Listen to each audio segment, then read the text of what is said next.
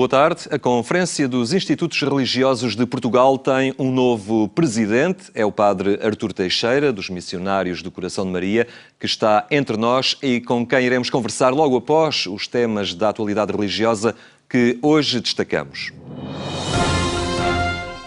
Faleceu Dom Eurico Dias Nogueira, que foi arcebispo de Braga entre 1977 e 1999.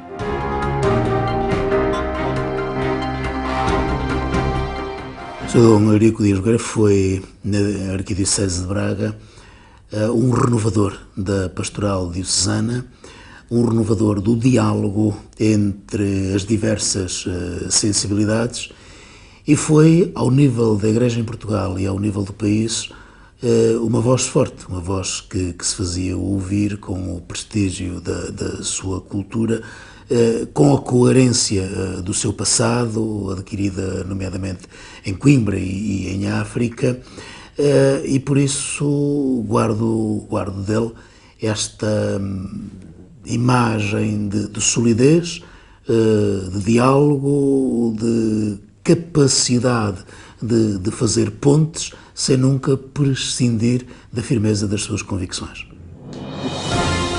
As populações atingidas pelas recentes cheias nos Balcãs foram recordadas pelo Papa no domingo. Francisco manifestou a sua proximidade às vítimas e aos que vivem horas de angústia. Cari fratelli e sorelle, buongiorno. O sol que brilhava na Praça de São Pedro contrastava com as chuvas intensas que se abateram nos últimos dias sobre os Balcãs, provocando a destruição e vítimas mortais que foram evocadas pelo Papa Francisco. Gravi inondazioni hanno devastato ampie zone dei Balcani, soprattutto in Serbia e Bosnia. Mentre affido al Signore le vittime di tale calamità, esprimo la mia personale vicinanza a quanti stanno vivendo ore di angoscia e di tribolazione. Preghiamo insieme la Madonna per questi fratelli e sorelle che sono in tanta difficoltà.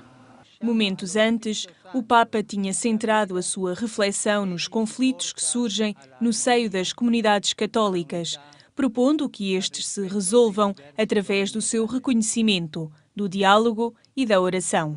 Le chiacchiere, le invidie, le gelosie non potranno mai portarci alla concordia, all'armonia o alla pace. Avete capito bene? Niente chiacchiere, niente invidie, niente gelosie. Capito? Francisco convidou os presentes a rezar para serem dóceis ao Espírito Santo, estimando-se reciprocamente e convergindo cada vez mais profundamente na fé e na caridade, com o coração aberto às necessidades dos irmãos. Eis-me aqui, envia-me. Esta disponibilidade foi o tema que congregou em Freixo de Espada à Cinta os jovens da Diocese de Bragança Miranda que deram corpo ao Dia Diocesano da Juventude. Foi Freixo de Espada à Cinta a acolher os jovens da Diocese que se prontificaram para um dia diferente e para cada um à sua maneira repetir na vida o tema proposto para o encontro. Eis-me aqui, envia-me. Ajudar cada um a descobrir o seu chamamento, ajudar cada um a descobrir-se a si.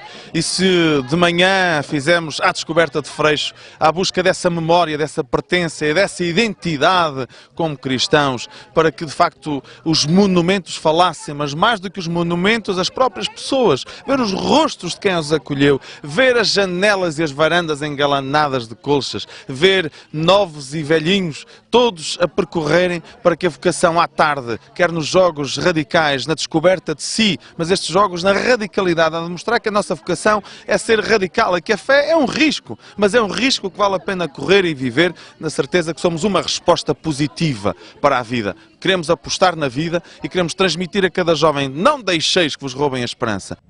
Um dia diferente, onde a dimensão lúdica constituía também uma oportunidade para crescer na fé. O convívio e a partilha acabaram por envolver a população local, que soube acolher e não ficou indiferente a esta visita inesperada de tantos jovens. Acho que esteve muito bem, que as pessoas que aderiram e participaram, tanto quem veio como o pessoal das freguesias e mesmo da vila, acho que esteve muito bem, foi muito bom. De facto, aqui na comunidade hoje foi um dia diferente, para todas as camadas etárias, sobretudo para os mais novos, para os mais jovens. E foi como também eu disse na mensagem, no opusculozinho que as pessoas tinham, um livrinho, que é tipo, para a comunidade propriamente dita, estilo de rampa de lançamento, não é? Dizer que há outros jovens como eles que vivem a fé. E depois, em termos diocesanos, foi uma atividade muito positiva, francamente positiva. A celebração do Dia Diocesano da Juventude sublinhou também o encontro com Deus, o silêncio e a oração, experimentados neste espaço, que era também uma ocasião celebrativa. E celebrar porquê? Porque, de facto, a juventude é este elo de ligação, é este rasgar de horizontes, na certeza de que a nossa vida vale a pena, de que vale a pena vivê-la, e este viver enraizado na busca de si, colocando-se ao serviço dos outros. Na Eucaristia, o bispo da Diocese de Bragança Miranda alertou os jovens para que a falta de esperança no futuro não asfixie os sonhos nem silencie o Evangelho. Dom José Cordeiro pediu aos jovens para não terem medo, porque ser cristão é viver a vida como uma vocação. 500 anos depois do seu nascimento, o beato dominicano Bartolomeu dos Mártires é homenageado e os seus ensinamentos ainda se mantêm atuais.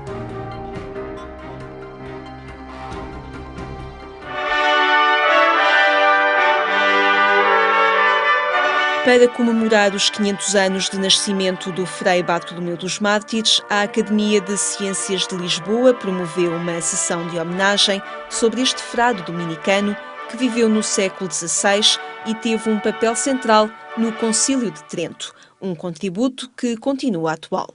O melhor serviço era chamar a atenção para a atualidade da atitude dele no momento em que a crise tem traços muito semelhantes àqueles que nós hoje defrontamos, e a Igreja está a sofrer, neste momento, contestações que lembram Lutero. Numa época que conheceu diversas turbulências, Frei Bartolomeu dos Mártires abriu horizontes e ajudou a solucionar alguns problemas. O professor universitário faz mesmo uma analogia entre o beato dominicano e o atual Papa. Porque ele assume mesmo a atitude de simplicidade, de ir, a Igreja deve ir. Imagina naquela época o arcebispo a visitar as 1000 e tantas freguesias que havia na sua diocese. Era uma igreja que ia. Beatificado pelo Papa João Paulo II, em novembro de 2001, Frei Bartolomeu dos Mártires nasceu em Lisboa no ano de 1514 e entrou na Ordem Dominicana em 1528. Foi prior do convento de Benfica e, finalmente, arcebispo de Braga, entre os anos de 1559 e 1582. Encontra-se sepultado em Viana do Castelo, no convento de São Domingos, que ele próprio mandou construir e onde se recolheu até à sua morte, na data de 16 de julho de 1590. Viveu numa época em que a Igreja experimentava uma situação de crise profunda e ele não teve medo dessa mesma crise, enfrentou-a. E ao enfrentar, procurou dar o seu contributo para que a Igreja, em Braga, em Portugal e depois a nível nacional, com a sua presença no Concílio de Trento, né, pudesse efetivamente sair dessa mesma crise, rejuvenescer. A sua proximidade ao povo, que lhe estava confiado, levou Frei Bartolomeu dos Mártires a calcorrear repetidamente toda a Arquidiocese de Braga em periódicas visitas pastorais, percorrendo, com os limitados meios de então, um território cuja extensão compreendia a atual Diocese de Viana do Castelo e também das atuais dioceses de Vila Real e Bragança Miranda. Com um percurso cheio de gestos emblemáticos, Frei Bartolomeu dos Mártires é, para o atual arcebispo de Braga, um dos insignes santos da história da Igreja. 500 anos depois, a Igreja Portuguesa recorda um bispo que deixou marcas para além do seu tempo. Neste momento estamos a fazer o nosso trabalho, no sentido, em primeiro lugar, de conhecer mais profundamente este grande homem e de o dar a conhecer, para que ele, sendo conhecido, possa naturalmente também, por seu intermédio, possam ser invocadas graças e porventura acontecer o milagre, ou então também, conhecendo, porventura aconteça aquilo que hoje se começa a falar de uma canonização equivalente, não é? O beato dominicano foi um luzeiro no seu tempo, mas a sua luz ainda ilumina os tempos atuais.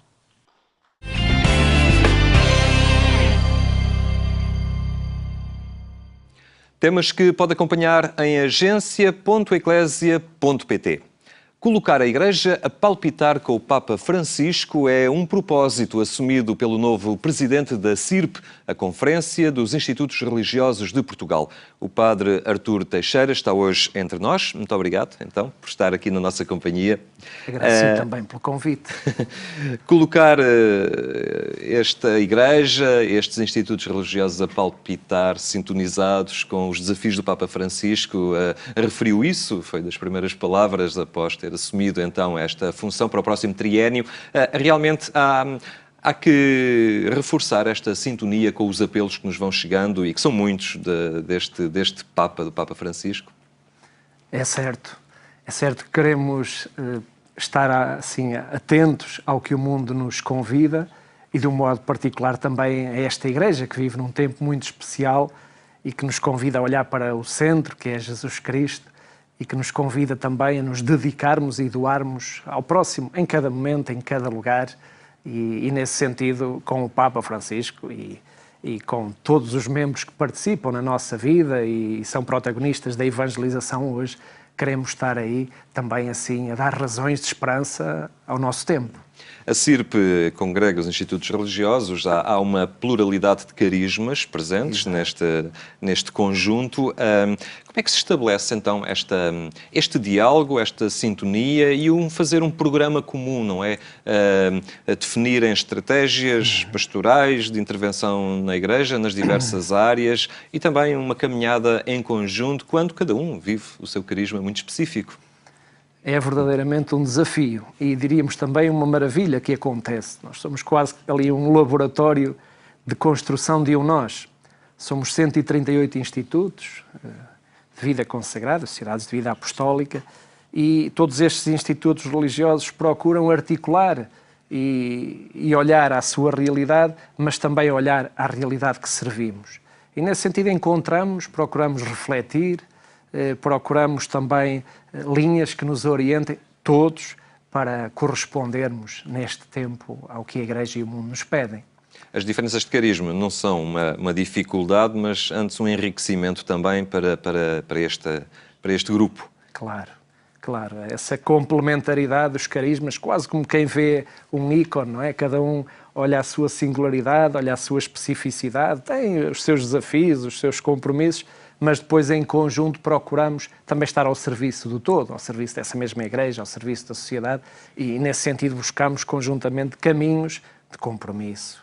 Um caminho muito específico que se coloca à CIRP para os próximos tempos é também o como assinalar e viver intensamente o ano da vida consagrada, que começa em novembro deste ano.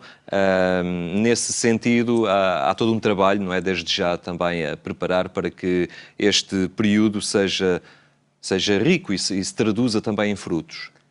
Certamente. Foi um convite do Papa Francisco num encontro que decorria com os superiores gerais 120, ali em Roma, no final de novembro passado, e que causou muita alegria a todos pelo que ele vai significar. Vai pretender dar graças pelo passado, é um dos primeiros objetivos, e sobretudo estes 50 anos de renovação da vida religiosa e de toda a vida consagrada na Igreja, no mundo e também em Portugal.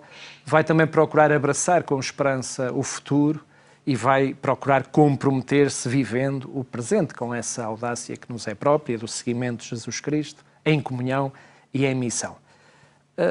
A congregação que tutela este setor a nível romano faz-nos propostas para vivermos desde o começo, com uma abertura oficial e o encerramento e algumas iniciativas e cursos, simpósios, atividades de formação, e nós também queremos em Portugal, num diálogo que não é só entre nós, CIRP, mas também com os institutos seculares e com a Conferência Episcopal Portuguesa, buscar um caminho comum, para exatamente palpitarmos assim todos juntos ao ritmo da Igreja. E o que estamos a pensar, o que lhe posso adiantar são para já perspectivas, porque ainda estamos em diálogo, é que procuremos ter uma abertura do ano da vida consagrada, no primeiro domingo do Advento, 30 de novembro de 2014, muito provavelmente em cada igreja local, em cada diocese.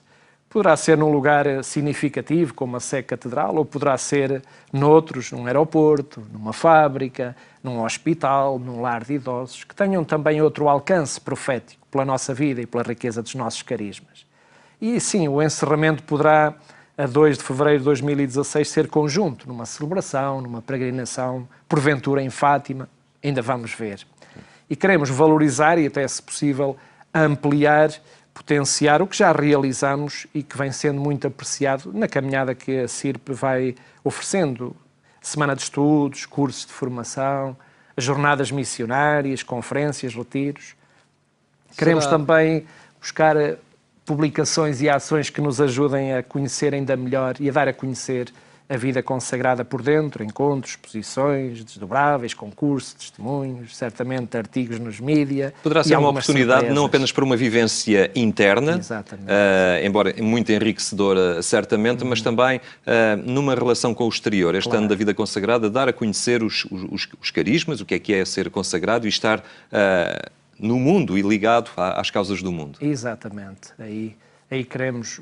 Poderá, há essa indicação e sugestão de alguém de se realizar um congresso, por isso aberto, no exterior, também tenha a sua visibilidade. Poderá oferecer-se alguma disciplina em alguma universidade também sobre o que significa a vida consagrada, mas há muitas outras iniciativas que certamente ajudarão não só a viver para dentro, mas a partilhar para fora a riqueza da nossa vida e também a procurar irradiar a alegria da nossa consagração a Deus e da dedicação ao próximo, intensificando este trabalho em rede, esta cooperação mútua, que é o principal objetivo de nos encontrarmos na CIRP, abraçando também as novas periferias, não é?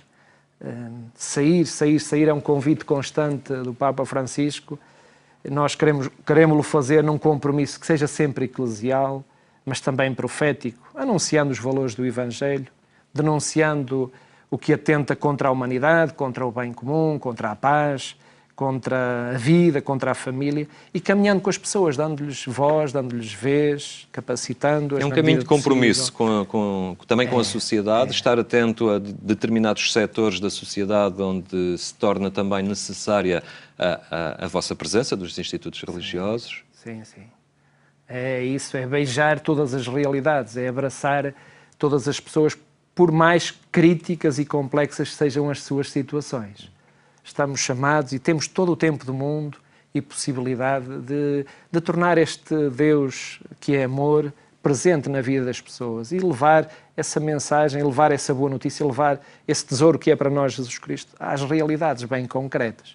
Seja na evangelização da pastoral direta, seja na cultura, na fé, razão, seja na saúde, na defesa e promoção dos direitos humanos, na ecologia, na economia de comunhão, seja no diálogo interreligioso, no compromisso com as instituições sociais, na busca das causas que nos levam a estar como estamos, mas para darmos uma volta por cima, seja na comunicação social e plataformas digitais, seja na formação de leigos, grupos, movimentos, seja na educação, seja na dinamização missionária, aí onde estamos chamados a ser, queremos levar certamente. Um desafio que se lhe coloca para os próximos 3 anos será, e também uma oportunidade deste ano da vida consagrada, a questão das vocações, o propor Este modo de estar no mundo, de servir, não é? Nesta fase em que muita gente se preocupa com carreiras, com obter isto e aquilo, mas há pessoas que vocacionalmente se entregam a uma causa, a um ideal. É preciso também propor, não estamos a falar de promover, mas apresentar estes itinerários de vida, não é? Sim. A beleza e a riqueza e a felicidade de poder seguir Jesus Cristo, por isso nos podemos dedicar verdadeiramente a Deus, mas de o podermos encontrar também no próximo, e por isso nos podemos também dedicar a cada pessoa em concreto. E isso é um horizonte que está na vida de muitos jovens, muitos e muitas, que até nos procuram, que até fazem um caminho de descoberta connosco, que até partem para terras de missão, que até vêm rezar connosco e partilhar alguns momentos para descobrir se Deus as quer e as chama também a doar-se, a dedicar-se. E é interessante que até nos últimos anos, quando tanto se repete sobre crise vocacional, os números, as próprias estatísticas nos vão ajudando a perceber que há melhorias, que há crescimento.